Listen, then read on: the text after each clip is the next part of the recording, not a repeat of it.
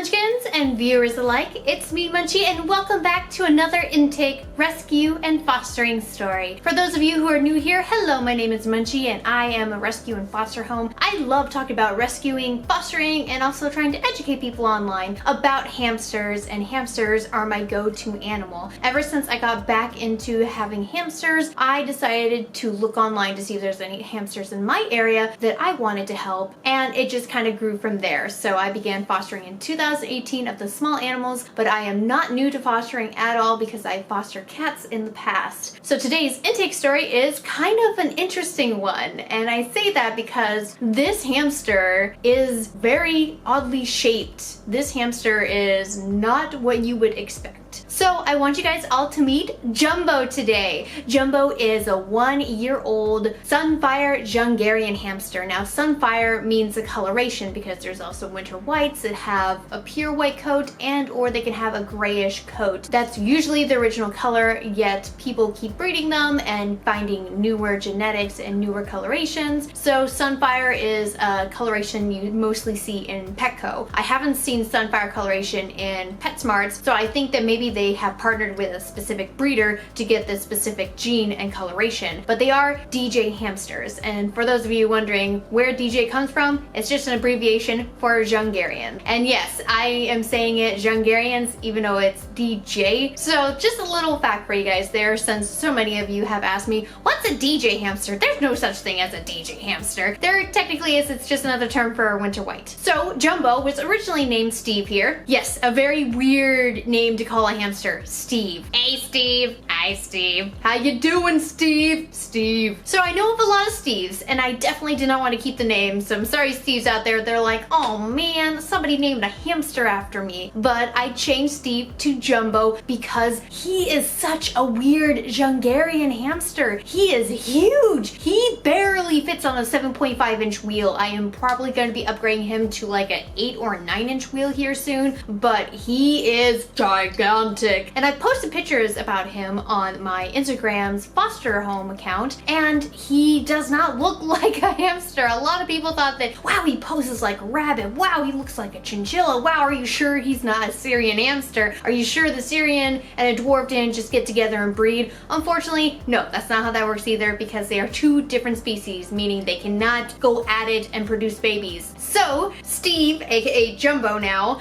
just because of his size, I named him that. And for those of you who have been following me since the get-go, when I first started to reintroduce hamsters to my channel and into my life, I rescued Reinhardt, who is also a winter white. He is tiny in comparison to Jumbo, and Jumbo, just for whatever reason, does not have the round body at all. He is big, but he's not round, and his head definitely is very thin and flat, which makes you think maybe this is a hybrid, which, to be quite honest, Campbell's Russian dwarf hamsters, they're all kind of hybrids now in the United States. So Jumbo has a story, and I want to share with you what you're seeing in the background here, because you're probably wondering, why do I have this set up here? That's what he came in. So let me show you his ad. His ad says, please help us out by taking our little friend Steve with this dual hamster cage with all accessories, food. We just bought a new $15 quiet wheel. Moving cannot take him with. And just the title of it was Hamster Cage and Steve. So you know these guys definitely did care a lot, and their situation was that they were moving and unfortunately could not take him along, which possibly, hey, who's doing that? Sushi? No, it's not Sushi. Who is it? Oh, Mocha. Mocha, you interrupting me, Mocha? Thanks a lot, Mocha. So the way I went about this ad, because lately it's just been a mixed bag of, if I introduce myself as a rescue, people tend to either back off or accept it and be like, oh my gosh, I'm so glad you're around. Yes, I would love to surrender my hamster, gerbil, mouse, whatever to you. But as of late, people have been so put off by that. They were like very thankful that I contacted them, but when I mentioned that I rescue and foster them, I don't think people really understand what fostering is. It's a temporary situation where you house them in appropriate setups and then find a forever loving family. I am just kind of the middleman, well, woman in this case, and I just want to provide a safe haven for them. And that's what fostering and rescuing is that I also travel and rescue these guys from situations and or from surrenders, and I give them a place to go. So sometimes this throws people off. So I have two approaches. Like I said, I approach as being the rescue lending hand, and and or I play it dumb and be like, I just want your hamster, tell me more about him or her or whatever. In this case, I played it dumb but interested because I wanted to make sure that I knew a little bit more about the hamster, and I always inquire and ask further questions. So they told me after a while that it's a doof hamster. They didn't say dwarf because I don't think they knew how to spell dwarf, but they called it a doof hamster, and that Steve was about a year old and they couldn't keep him because he was moving, so I decided to step in. But at this time I did not have a proper setup for him, so he had to be housed in a temporary 20-gallon long, which is only temporary because now he's in a 29-gallon bin, which is the appropriate size in the United States, because a lot of people don't understand that United States sizes are much different than places like the United Kingdoms. So my original plan was not to keep Steve, but actually transport him into another rescue and foster home's care, just because I was completely full. I didn't think I was going to be able to care for him, and I talked with another rescue and asked, hey, do you want to take him in? I could go get him, I could do this, I can transport him down to you, but I just can't physically keep him here. And they said, sure, yeah, go ahead, go and rescue him. So I always make sure beforehand that if I'm partnering with a different rescue or I'm doing a joint rescue effort, that I get the full consent of the other party and we plan for it and make arrangements. So I get Steve, family was very nice, and they just were unfortunately uneducated about this setup you see behind me here. The reason is because this right here is 14 by 9 square inches, and hamsters in the United States need at least 450 square inches or more. As you can tell, this is connected. We don't really think that's necessary considering the cost of this is about $50 and considering the cost of this is about $20. If you just get one cage like the Preview 528 cage, that's around the same price as you're paying for both of these. However, these were more expensive, and or they break, and or they have tubes so you have to connect to and buy more tubes and more accessories, and these don't really provide you enough height to put in some bigger hides and or bigger wheels, and they don't really provide enough space because guess what, it's broken floor space. You can't really add more, like you could probably add a tunnel here or a hide or something more enriching. You get what I'm saying? But just with this cage alone, it's 126 square inches. Not good as a main cage. So this family, however, has 2 cages and they were attached. So it's a lot better than just seeing people housing them in one tiny cage. So they weren't educated, but they weren't as bad as what I've seen where you just have those single cages that are only a set 120 square inches and that's all they get. There's no attachments. So at least this family did try to enrich their hamster Steve, aka Jumbo. But now we have this one right here, which is 11 by 9, and it's only 99 square inches. So you're wondering, okay, well, if these two can be combined, how many square inches is that? In total, it's only 225 square inches. Now remember guys, I try to estimate as best as I can with my measuring tape because these corners are rounded. So I tried my best to round it up. And I know just as an average for the big KT critter trails here, they're about 120 square inches. So I was close. When I measured this, it was 126. So yes, I've been telling people for a while, their biggest ones are usually about 120 square inches. So that's really correct. But this one right here, they put it in a very awkward place because as you can see here, look at that, they accidentally have this door not right. It's supposed to swing this way, not swing up. Anyways, we have this in here that they were talking about in the ad itself, a new $15 wheel. It is duct taped to the bottom. I can't get this out because of it. So that right there is very concerning. I get it. They don't want it being knocked over every time, but you don't want hamsters to chew duct tape. That's really bad. So that should not even be in there. And then if we go look over here, if you can see, they provided a dust bath for them. So unfortunately it is dust. Dust is very fine and it could mess with their respiratory system, especially if breathing that dust in. It could cause wheezing, it could cause other issues, coughing. I don't know what the horrible outcome of having dust all the time is, but oh my gosh, if you have dust, you have to clean that up so much because it gets everywhere, and it's actually everywhere inside this second enclosure here. So the next thing is the bowl, and they have what you can only see is a pellet diet. And you guys are wondering, well, what pellet diet that is? I'll show you here in a little bit. And they had one hide that you could barely fit in here. I don't know if you can see it, but it's kind of the one that I think is sold at Petco. It's just kind of a layered little house with kind of a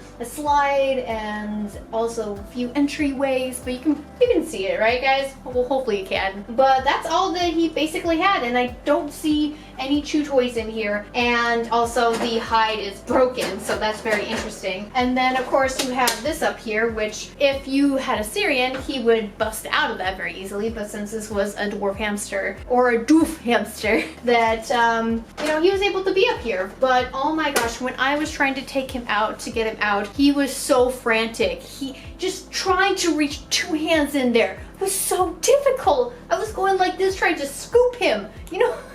I'm glad that my arms are like twigs and they're so thin so I can do stuff like this. But good God, it is so difficult even for me trying to get this poor little hamster out to try to interact with him. And the parents did let me know that he was not interacted with for several months. So that means he was just being cared for and the kids lost interest in him. So that broke my heart hearing that, oh, well, they lost interest. Gee, I wonder why. How can I lose interest? Oh, look at this. I'm gonna pick you up. Oh, I can't get to you. And it's just, it's chaos. This whole thing is chaos. I hate it, I hate it, I hate it. Please, if you're using these, only use these for travel and or holding of a hamster while you clean its main cage. Disgusting. Anyways, so the things he came with were Garden Select Hamster and Gerbil Food, Oxbow, which was what you saw in there. Highly do not recommend this. It doesn't provide enough protein, and I actually made a separate video for anybody wanting to hear my opinion and the article that I read in that video. Very important. Definitely check it out. They did also provide Lab Blocks, which is good because it does have protein in it, but it's the KT brand, so it has minimal protein. So it's not great that they provided both a pellet diet and a Lab Block diet. You should definitely try seed mix because that's more natural to them, as well as it provides a mixture of different nutrients, and seed mix is great for them. I don't care when people say, well, it causes them to have diabetes. You will only give your hamster diabetes if that's all you feed it. They provided me with the drops of strawberry, the yogi drops, and these can be given in moderation. There is the critter bath powder, like I was saying, too fine. They gave me a bigger hide, which, let's see, how do we stick this one in? Oh, gee, I can't even get it through the front door. That should tell you something. So they have to take this cage all the way off in order to get the hide out. It's not great. You just have to unhook everything, which I don't want to do. They had the old wheel that this poor hamster was running on until they updated to the bigger wheel, which is a 6.5-inch wheel. Still not appropriate to him and his needs. They gave me a tube, exercise ball, which I will not be using, a smaller exercise ball, which I can tell you they probably upgraded to a bigger one because they realized he was so big as a dwarf that he could not fit this anymore. It does not come with a top. It's just going to be going in the recycle if I can recycle it. I didn't see any chews in here. However, they handed me some chews right here. Some really tiny, not providing your hamster with enough variety type chews. I don't know if he was chewing regularly or was chewing on the bars here, but that is not adequate to be given to a hamster, which their teeth constantly grow. So you should be providing at least, you know, 5 chew toys of different variety in there for them. They gave me 2 blockers.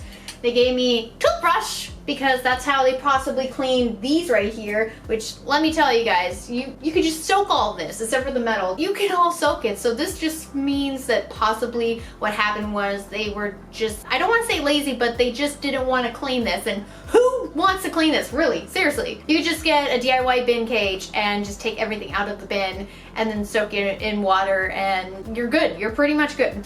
And then we got the hide rooftop that broke. So yeah, why not include that? That's great. And we got the Miracle Cage Cleaner, which honestly, this stuff isn't bad. And what you need to do is you need to spray it down and then go over with water to get rid of all of the chemical, and then you dry it. So this isn't too bad, although you can use water and vinegar. It works just as well. And something I've never actually heard of before. Have you guys heard of Goodbye Odor for small pets? Help reduce waste odor. What is this?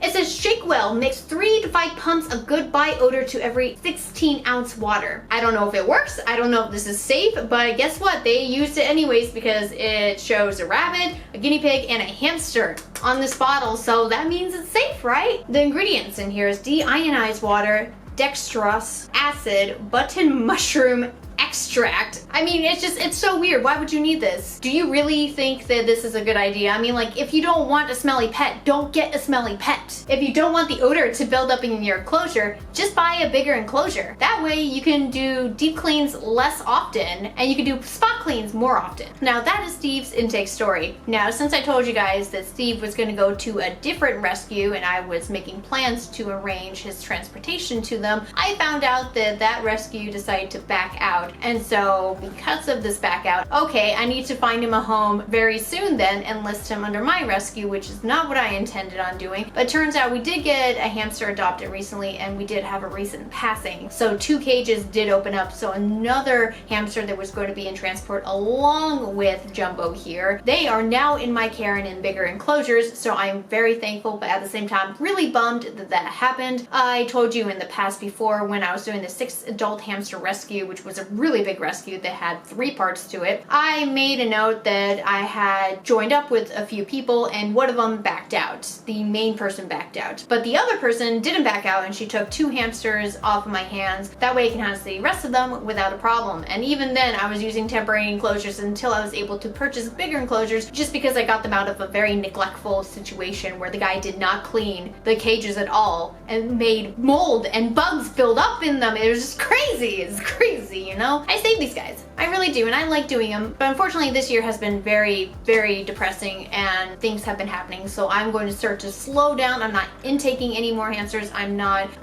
taking intakes either. There's people that are trying to surrender their hamsters to me and I've had to let them know, hey, these other places can take them. I unfortunately am full right now. That's where I'm at, and I still have yet to introduce you to a lot of different hamsters. So I'm sorry about that, guys, but understand that I have a lot going on. YouTube has not really been the greatest place for me right now, and I haven't really been wanting to make videos for it, as well as just life in general gets in the way. And I hope you can still appreciate the videos and the content I make when I'm able to get that out. So thanks guys so much for watching Steve, aka Jumbo's intake story. I hope you liked it. If you did, hit a like to show your support, comment down below with anything relevant in the video please, and subscribe if you're new here and would like to see more videos from me in the future and become a part of my Munchkin family. So thanks guys, and I hope you have a wonderful rest of your day. See you next time.